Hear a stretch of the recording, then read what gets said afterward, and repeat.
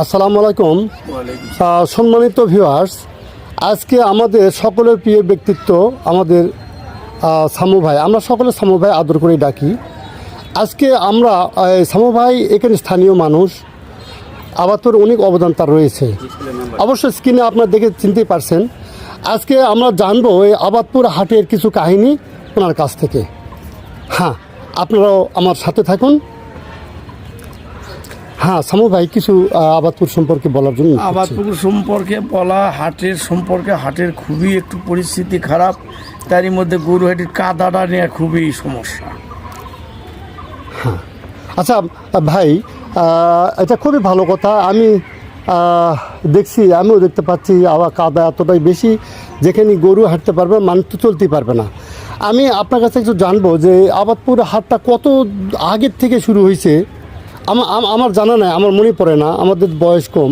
তো যদি আপনি বলতেন যে এটা কত দিন আগে থেকে শুরু হয়েছে, তখন গরু কত টাকা করে বিক্রি হইতো, আর খাজনা কত করে ছিল? প্রথমের দিকটা যদি আমার কাছে ধরতে চান, প্রথমের দিক, তাহলে আমি তো অতদূর বলতে পারবো না। আচ্ছা, আপনার মনে পড়ে যতটুকু আমি 250 টাকা পর্যন্ত গরুর দাম দেখছি। আচ্ছা আচ্ছা আচ্ছা।